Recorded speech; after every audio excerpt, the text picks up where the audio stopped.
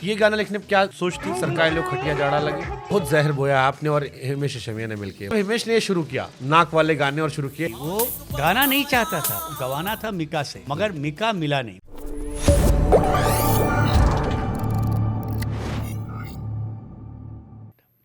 एक सर जैसे हम लोग कहते हैं ना कि नए जमाने गाने पुराने जमाने गाने, ये गाना लिखने में क्या सोच थी? सरकारी लोग खटिया जाड़ा लगे।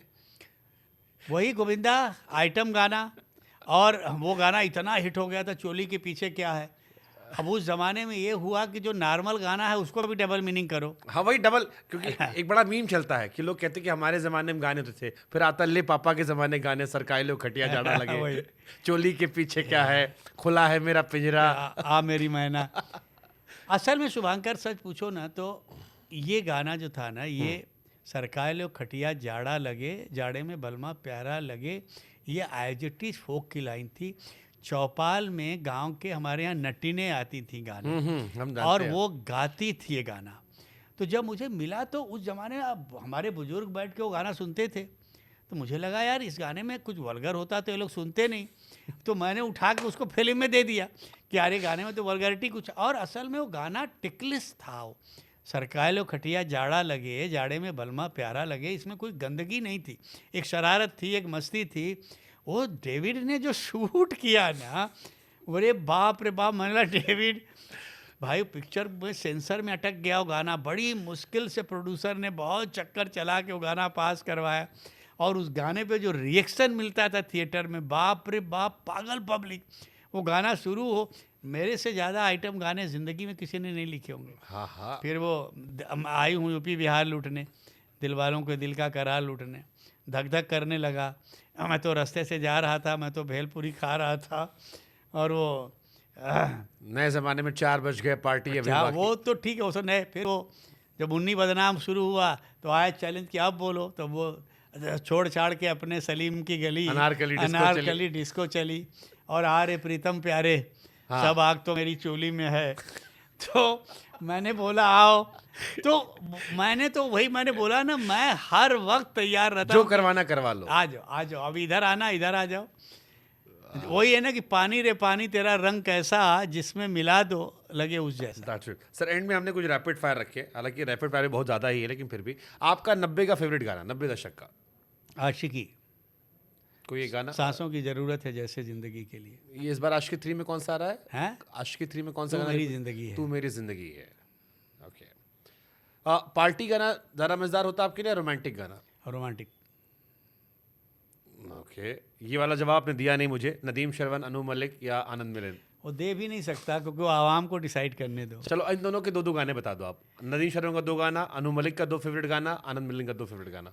नदीम श्रवण के घूंघट की आड़ से दिलबर का, दिलबर का दीदार अधूरा रहता ये है। तो आपने 90 सारी महिलाओं को इसे तैयार करवाया आपने कि शीशा सामने रख लो, श्रृंगारदान और उसके बाद हाँ। और फिर आशिकी का गाना, हाँ। नज़र के सामने जिगर के पास, ठीक है, नदीम आनंद श्रवण। मिलिंद, मुझे नींद ना आए, मुझे चैन ना आए, और फिर बेटा का वो गाना धक धक करने लगा, माधुरी दीक्षित। माधुरी दीक्षित। वो उनकी टैग लाइन हो गई, जहाँ जाती हैं धक धक गर्ल के नाम से उनको बुलाया जाता है। अनु मलिक, आपका दिल धड़का कभी माधुरी जी के लिए? धड़का नहीं होता तो ये लिखता कैसे? हाय और मालूम है तुमको क्या हुआ था? जब हमारा पोस्टर लगा था, मीडिया वालों ने कहा था कि माधुरी ने तो बहुत गलत काम किया साजन में, क्योंकि उनकी शायरी पे मरती है ना हीरो की। तो बोले वो शायरी संजय दत्त की तो थी नहीं, समीर साहब तो की समीर साहब की थी, तो उनको तो मोहब्बत समीर साहब से करनी चाहिए थी। हाय हाय। और एक मंच पे आई थी तो मैंने बोला भी था, तो बहुत मुस्कुराई। अरे ऐश्वर्या राय जी को मैं एक पिक्चर मैंने की थी, आप लौट चले यहीं, हाँ, हाँ। हमारे शहर दिल्ली में प्रीमियर हुआ था। तो मैंने एक शेर सुनाया, ऑडियंस भरी हुई है। मैंने कहा आज देखो, ये लोग जो यहाँ तुमको देख के इतना चिल्ला रहे हैं ना, ये तुमसे एक बात कहना चाहते हैं।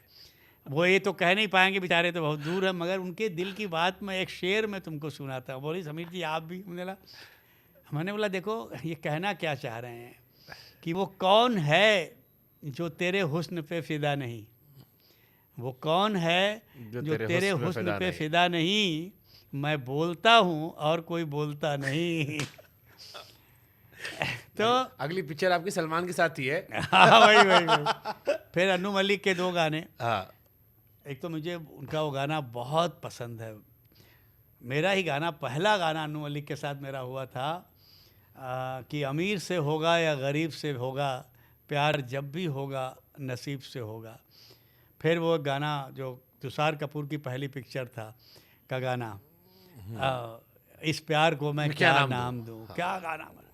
अनु के साथ मैंने बड़ा सोनू निगम बड़े बियर्ड गाने किए। सोल्जर के सारे गाने लोगों को लगा रोमांटिक, सोल्जर पे क्या रोमांटिक गाना होगा। हाँ, सोल्जर मीठी बातें बोलकर और आगे पीछे डोल कर उस पे अनु ने बोला यार ये रदीफ तूने कहाँ से ढूंढा यार, ये तो कमाल ही निकला। और वो एक्चुअली रोमांटिक गाना लगता है, उसकी म्यूजिक जो अब जाती है। मैं नहीं, और उसके बाद बेटा वो हम आपके दिल में रहते हैं का वो गाना, बढ़िया गाना है। छुप गया बदली में जाके, टाइटल ट्रैक बहुत अच्छा है। हाँ, टाइटल ट्रैक भी बड़ा कमाल है। शाहरुख या सलमान ज़्यादा मज़ा कहाँ आता है? डेफिनेटली सलमान, बिकॉज सलमान से दोस्ती बहुत है। रात को 2 बजे के बाद या दिन वाली दोस्ती? वो तो दिन में तो कोई जानता ही नहीं सलमान को, तो ये किस्सा हमारे बहुत लोगों ने सुना सलमान भाई को। ये सच है सर, वो 2 बजे के बाद ज़्यादा खुशमिजाज आदमी है? डेफिनेटली, क्योंकि फिर सभा बैठती है ना, तो सभा जो है वो रात के बाद ही फिर वो जागरण होता है कि हाँ अब बुलाओ कौन कौन है अपने। कोई गाना जो बड़ी शिद्दत से लिखे हो लेकिन चला नहीं, थोड़ा डिसअपॉइंटमेंट, यार बड़ी मेहनत से लिखा था इसे, उम्मीद बहुत थी। Legend of Bhagat Singh. कौन सा गाना? सारे गाने उसके करीब करीब। मुझे जो एक्सपेक्टेशन थी कि ये पिक्चर, और वो हो था वो म्यूजिक, उसको पिक्चर को नेशनल अवार्ड भी मिला, मगर इतने भगत सिंह रिलीज हो गए हाँ, उसके साथ कि उसी में म्यूजिक उसका दब गया। बाद में धीरे धीरे देश मेरे मेरी जान है तू, उनके गाने, एक मदर का गाना मैंने लिखा था जब उनको शहीद, जब वो फांसी चढ़ने जा रहे हैं, उसके पीछे हम शूट पे गए थे, पूरा क्राउड रो रहा था उस गाने को सुन के, मगर उस गाने को वो मकाम मिला नहीं जहां मैं उसको ले जाना चाहता था।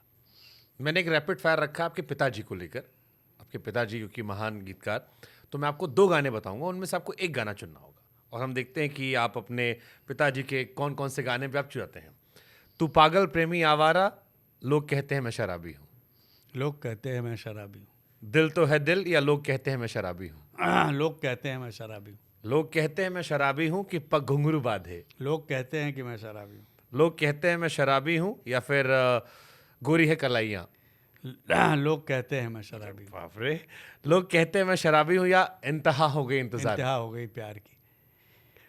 उस गाने में कमाल का जादू है, उसकी क्रेडिट भप्पी को भी जाती है और डैडी को भी जाती है। जिस तरह से उस गाने को टर्न ट्विस्ट करा के, और सेकेंड हाफ में जहाँ वो गाना जाता है, जहाँ से म्यूजिक चेंज होता है ना, कमाल है वो। इंतहा हो गई इंतजार की, या आज रपट जाए तो हमें ना भूलियो। इंतहा। इंतहा, या फिर छूकर मेरे मन को। छू के मेरे मन को। वो तो मेरा ऑल टाइम फेवरेट गाना है। Okay. मेरे ऑल टाइम फेवरेट गानों में वो गाना भी उनका है, आपके हसीन रुख पे आज नया नूर है, मेरा दिल मचल गया तो मेरा क्या कसूर है। छूकर या ओ साथी रे?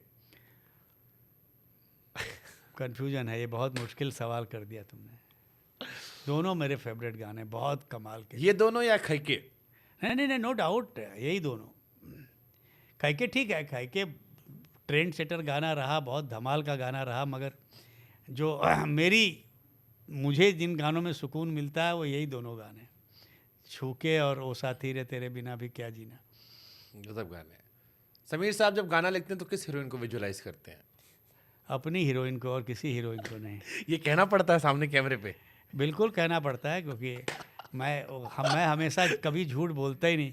एक बार अपनी बीवी को मैंने बोला था कि तुमको इंस्पायर होकर मैंने गाना लिखा है, देखा है पहली बार साजन की आंखों में प्यार, तो बोलती आज पहली बार लगा कि आप कितनी सफाई से झूठ बोलते हैं। मैंने बोला यार सारा सच भी झूठ लगने लगा लोगों को, अब मैं क्या बोलूं। अरे भगवान। साजन का आपका फेवरेट गाना कौन सा है? साजन, मेरा दिल भी कितना पागल है, सारे गाने तुमसे मिलने की तमन्ना। हाँ, मुझे वो पिक्चर बड़ी अच्छी लगती है, मुझे सलमान खान और वो, और एक ही गाने कई वो गाना क्या, जिए तो जिए कैसे बिना आपके। उसमें आपको कौन सा अच्छा, पंकज उदास वाला या बाला सुब्रमण्यम वाला? हाँ, पंकज वाला। अच्छा, पंकज वाला वर्सन, पंकज का क्या, वो रंग पंकज का था ना। बालू जी को तो कुछ भी दे दो ना, वो तो ऐसा गाते थे कि कैसे कहूँ बिना तेरे जिंदगी ये क्या होगी, जैसे कोई दुआ कोई बद्दुआ होगी। तो साजन का म्यूजिक ऐसे ही नहीं चला था बेटा, उसमें कमाल का काम हुआ था। और सर वो म्यूजिकल जान है पिक्चर की music. Because base he music पे और एक डायरेक्टर का विजन कि उसने संजय दत्त को लंगड़ा बना के रख दिया। बताओ ये क्या कन्विक्शन रहा होगा उस आदमी, मतलब आप संजय दत्त को ऐसा इमेजिन नहीं कर सकते, मुझे लगता है कभी नहीं सोच भी नहीं सकते। वो हमेशा बाबा वाली इमेज उनकी, और उसमें that credit goes to writer director, इन लोगों की कमाल का सोचा कि यार ये ऐसे रोल में संजय को इमेजिन करना भी अपने आप में बहुत बड़ी बात है। बहुत बड़ी। और वो शांत है, मृदुभाषी हैं, जो इतना ओवर एक्सप्रेसिव आदमी है। बाप रे बाप, खलनायक जिसको कहा जाता है उस आदमी को इस तरह से पेश करना बहुत मुश्किल था। उस टाइम तो मोहब्बत भी चल रही थी उनकी। हाँ उन्होंने फील भी किया होगा। सबसे आसान गाना कौन सा लगा सर, जिसको आपने सबसे मजाक में लिख दिया, बहुत बड़ा हिट हो गया? नज़र के सामने पहला फिल्म फेयर जिस पे मिला है, चलते चलते 20 मिनट में लिखा हुआ पूरा गाना हो।